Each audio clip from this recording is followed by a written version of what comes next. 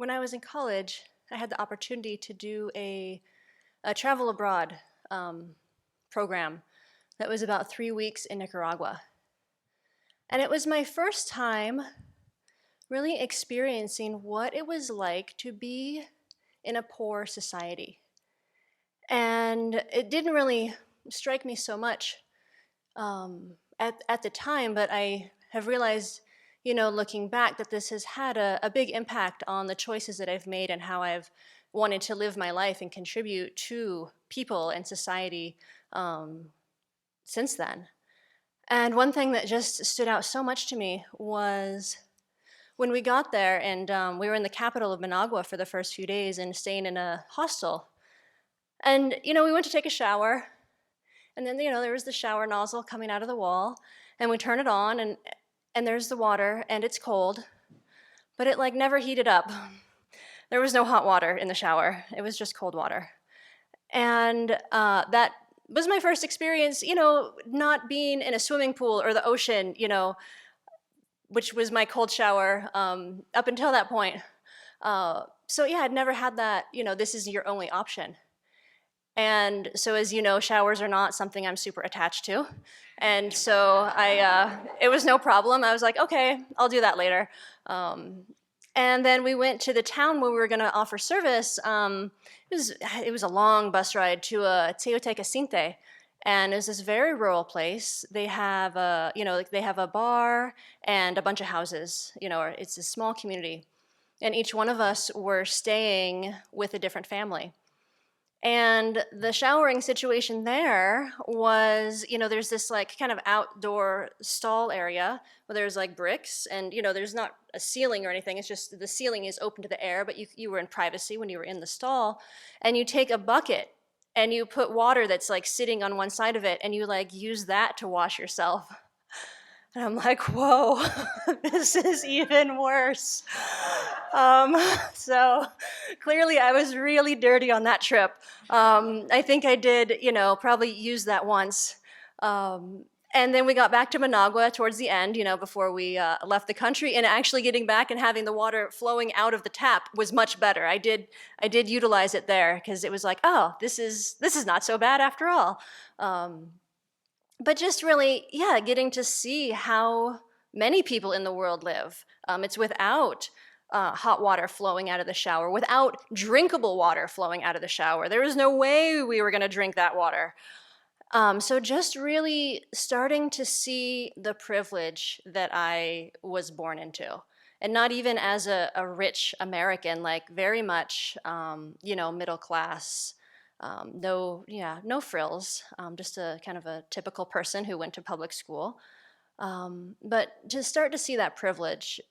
And so I think that's one thing that's really propelled me right now to be reaching out to our elected officials as we are in this situation of, as far as this country has been established, this real unprecedented power grab. And I see these, federal agencies being demolished, and it looks like money is trying to be funneled to, the wealthy people, and others are left to just figure it out for themselves.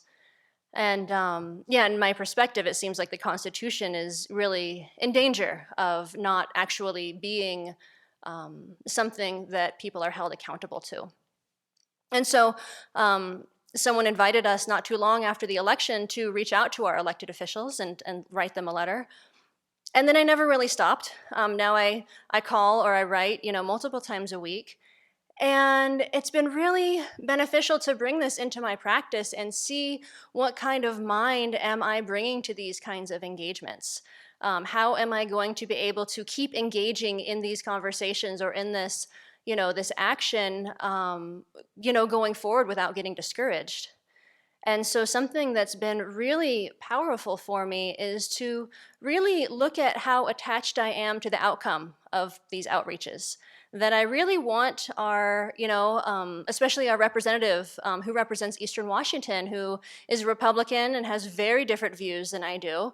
I want him to listen to me and do what I'm asking him to do. And that's just not happening. And the more I can have acceptance for that and not be attached to whatever the outcome is, the more I can keep my mind in a happy place of like, I'm doing what I can. Um, I am, hopefully just contributing to these voices. I think there's many voices that are saying, that democracy is important. Following the rule of law is important. Yeah, all of our social programs are important. So if I can just contribute my voice to that, I don't have to be attached to the outcome. But really looking at, am I having, my own personal integrity in consideration with these engagements, so that I'm not coming from this place of anger. I'm not looking at this person as a bad person, but really trying to maintain my own ethics as what's most important. Because it's our ethical behavior and the actions that we're doing with our body, speech, and mind that are going to determine the situations that we find ourselves in the future.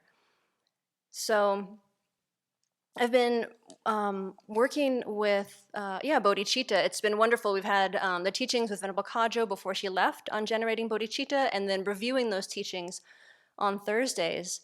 And so I've been looking at this practice of looking at all beings as having been my mothers, and the kindness that they've shown me. And then, this automatic response that can come up of wanting to repay that kindness.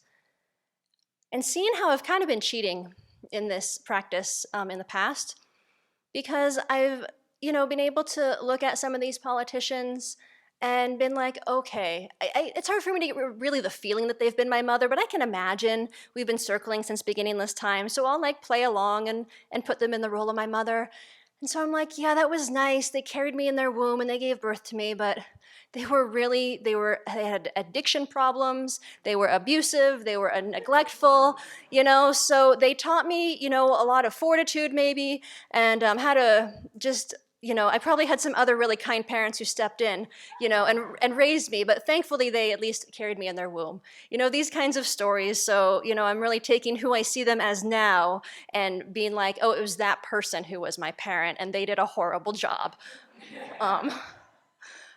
So how I've been working with that is by remembering when I've seen dogs and cats give birth, this like instinctual response that they like immediately start licking their babies and taking care of them. And I don't know exactly how long it takes for cats to open their eyes, but I know for dogs, it's at least a few days before the puppies even can like open their eyes. And so just like human babies, they are totally vulnerable to everything and totally reliant on their mothers. And cats and dogs don't have the same kinds of like addiction issues that we have. So it's nice that that can't get like mixed up in how they're caring for their young. But yeah, the dogs and cats, they just, they'll usher them over to their to nursing and pick them up by the scruff to move them to different places. And even, dogs who are, and I'm sure cats too, who are, stray and have very little resources themselves, will give everything to their young. They will make whatever sacrifice they need to keep these little beings alive. And so I started thinking like that, of like, okay, so maybe it was more of this kind of rebirth where, this person was, it was, a puppy or a kitty situation. And this, response where they really did have this tremendous care for me, where, nothing mattered more than caring for this little litter of babies. And that helped me to then just kind of progress to see that there was that potential, that maybe they could have been actually a loving human mother. They could have, been just as kind as my own mom in this life. So that's been really beneficial to just open my heart to these folks and really develop this compassion to see that they're not bad people. They are really confused, just like me. And they are making decisions that are causing a lot of harm to others. They're overrun by their afflictions. And this is creating suffering in their own minds right now and will create suffering and hardship for them later on. And so my perspective has changed a bit too as I've been reaching out of like, I really want to help this person. May my, encouragement, help them think about what is the most ethical decision because they probably really believe in ethics too. Um, so it's been, yeah, really nice to see how these teachings are so applicable in responding to challenging situations. That by changing my own mind and perspective, I'm really able to reach out to someone who I disagree with a much better motivation instead of just telling you how wrong you are and how much I dislike your decisions of this, please think about the impact this is having on others and yeah, just really considering the ethics. And so our representative, to give him some really good credit, he did do some town halls recently in this last legislative recess, and that is different from many Republicans. Most of them didn't offer town halls. And this one went to Spokane, which is probably the most liberal of the places in our region. And the audience, I saw a little bit of the video, he seems like he struggled to get a word in edgewise sometimes. Like the audience was really reactive and really, angry and probably scared and worried about what all is happening and just letting that out in a pretty uncontrolled way. And I was thinking about like if I was up there and that was happening to me, I would have a really hard time taking folks seriously. Because when someone is coming at me with a lot of kind of just anger and spewing that right directly to me without wanting to engage in a conversation, I can easily dismiss it. And so I hope that didn't happen, but I can understand if it did. And it reminded me of the importance of trying to just listen to someone, even when their perspective is really different, and what a challenge this is for me. And so actually right now, this is such a rich opportunity to practice, to actually be able to hear what others are saying and consider their perspectives, consider what is important to them, and not feel like I need to just, lash out with my own defensive, habits. That a conversation actually is two people. Nobody likes to be talked at and told, why what they're doing is wrong. I think as politicians, they're very used to this. This is part of the job description. And I was also thinking about the head monk at our full ordination and how patient he was with us. Every day we were like expected to fold our beds, our mattresses, and it had to be like perfect with, you're putting like corners into blankets, making them really square. And I don't think I was alone in thinking this was kind of a silly routine. And I was not perfect with my bedding and definitely got noticed a few days. So every day, they would announce, who didn't do their bedding perfectly. And there was other various announcements about how to conduct ourselves, how to eat in a civilized way, how to stand up quietly. And he just maintained this patience. And he never raised his voice. He even said once, I'm just going to keep telling you over and over again. Like, there's no reason to get angry, but I'm just going to keep repeating myself if that's what I need to do. And so in the same way, our elected officials, I don't need to get angry. Like, I can just keep repeating myself if that's what I need to do. Obviously it is.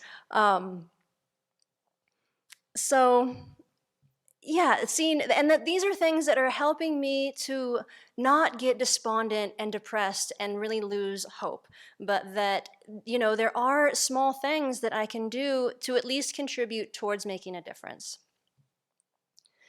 Something else that's been really helpful is I've been reading Geshe Jumpa Tekchok's Transforming Adversity into Joy and Courage. And in his section describing the meditations on equalizing self and others, it's these 9 points where we typically will start by thinking about how everyone wants to be happy and doesn't want to suffer, and we're all the same in that way. And then we go on to think about the kindness of others, and that any harm they do is really tiny compared to the tremendous kindness they've shown us throughout beginningless time. And then the next 3 points go on to talk about how we're really, on the ultimate level, the same. And he reverses the first two steps, where he starts with seeing the kindness of others and then moves towards seeing that we all want happiness and we don't want to suffer. And that also really, it just, thinking about that kindness, thinking about how these beings have been my kind mothers, this potential, that they've been kind to me as strangers, that they have been kind to me as parents and dear ones, that they're actually kind to me right now and helping me cultivate, actual compassion. That really, yeah, it just really lubricates this thought that they want happiness just like I do. And so it's been really nice to just switch that order there and see how much more impact I can really get the feeling of them wanting that happiness too. And that we're the same. And just like I see it in my mom, how she wants that happiness, thinking about them as my parents, I, yeah, see that even more clearly that we all want the same thing. And so keeping my ethics as the forefront is really the most important thing that I want to keep doing. I've been thinking a lot about Palden Gyatso, who was arrested in Tibet when he was protesting the Chinese invasion and spent at least a couple decades in a Chinese prison. And what I've heard is that at the end, or not the end, but after he was released and was in India, he met with the Dalai Lama, who asked him something like, "What was the thing you were the most afraid of?" And he responded with something like, "I was most afraid of losing my compassion for, the captors and the Chinese." And that's the kind of attitude that I want to maintain. That I, above anything else, no matter what happens going forward, that I want to have compassion for everyone involved, compassion for those who are experiencing, the harm directly, but also compassion for those who are inflicting it. Because this is how we're going to get out of here. This is how we are actually able to help others, is by showing compassion and showing a different way to respond other than anger. And this is how we are going to just strengthen this compassion to the point that it becomes, bodhicitta, where I must become fully awakened, because this is the only way that I'm actually able to help people out of this mess of cyclic existence and, lead them to be free from these afflictions that are causing so much pain. And it brings me back to these motivations that we set every morning, and how it takes, so little time, and there are these words I think we all have memorized, but how important this is going to be, just as we go forward into, samsara is unknown in general, but I think these are very unprecedented times in all of our lives. So may we all keep these aspirations to do no harm and to benefit others, and to keep this bodhicitta aspiration alive, so that no matter what happens, we hold all beings in our sphere of compassion and are determined to become fully awakened Buddhas, because that's how we're going to be able to really benefit them.